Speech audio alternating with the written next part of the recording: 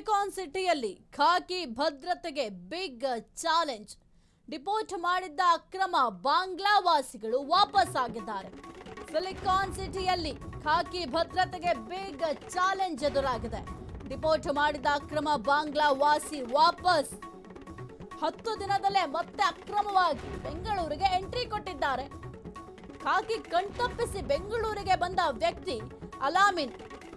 ಬೆಂಗಳೂರಲ್ಲಿ ಅಕ್ರಮ ಬಾಂಗ್ಲಾ ವಾಸಿಗಳ ಕ್ರೈಮ್ ಕಾಟ. ತಿಂಗಳ ಹಿಂದೆ ಡಿಪೋರ್ಟ್ ಮಾಡಿ ಬಂದಿದ್ದ FRRO ಆದ್ರೀಗ ಬೆಂಗಳೂರಿಗೆ ಬಂದು ಶೆಡ್ನಲ್ಲಿ ಮತ್ತೆ ಕಿರಿಕ್ ಮಾಡ್ತಾ ಇದ್ದಾರೆ. ಕಿರಿಕ್ ಮಾಡಿ ಕಾಲು ಮುರಿಸ್ಕೊಂಡ ಅಲಾಮಿನ್. ಅಕ್ರಮ ಸಂಬಂಧದ ಆರೋಪ, ನಡು ರಸ್ತೆಯಲ್ಲೇ ಹಲ್ಲೆ. ಸದ್ಯ ಚಿಕಿತ್ಸೆ ಪಡಿತಾ ಇರುವ ಬಾಂಗ್ಲಾ ಪ್ರಜೆ ಅಲಾಮಿನ್. ಸಿಲಿಕಾನ್ ಸಿಟಿಯಲ್ಲಿ ಖಾಕಿ ಭದ್ರತೆಗೆ ಬಿಗ್ ಚಾಲೆಂಜ್ ಎದುರಾಗಿದೆ. ಬಾಂಗ್ಲಾ ವಾಸಿ ವಾಪಸ್ ಬಂದಿದ್ದಾರೆ. ऑफिस का वाईफाई क्या? हाँ बोलो. हाँ वाईफाई ना. फिर बोलने के लिए क्या होता है? बहन बोलते हैं वही बोलते क्या यार. तुम्हारा बांग्लादेश में सब बहन को वही वही को ऐसे बोलता क्या?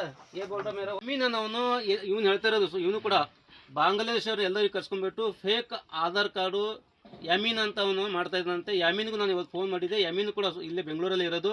ಇದು ಆಲ್ರೆಡಿ ಚರ್ಚೆ ಆಗಿತ್ತು. ಸ್ವಲ್ಪ ದಿವಸ ಹಿಂದೆನೇ ಇಬ್ಬರು ಬಾಂಗ್ಲಾದೇಶವರು ಯಮೀನನ್ನು ಕರ್ಕೊಂಡ್ಬಂದು ನಮಗೆಲ್ಲ ಆಧಾರ್ ಕಾರ್ಡ್ ನಾವೆಲ್ಲ ಅಂದ್ಕೊಂಡಿರ್ಬೇಕು ಬಾಂಗ್ಲಾದೇಶವ್ರು ಆಲ್ರೆಡಿ ಹೋಗ್ಬಿಟ್ಟಿರಂತ. ಇನ್ನೂ ಬಾಂಗ್ಲಾದೇಶವ್ರು ಯಾರೂ ಹೋಗಿಲ್ಲ. ಇನ್ನೂ ತುಂಬ ಜನ ಬಾಂಗ್ಲಾದೇಶವ್ರು ಇದ್ದಾರೆ.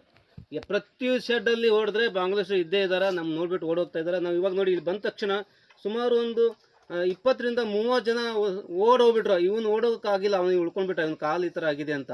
ನಾನು ಸರ್ಕಾರಕ್ಕೆ ಹೇಳ್ತೀನಿ ಅಥವಾ ನಮ್ಮ ಡಿಪಾರ್ಟ್ಮೆಂಟ್ಗೆ ಹೇಳ್ತೀನಿ, ನೀವು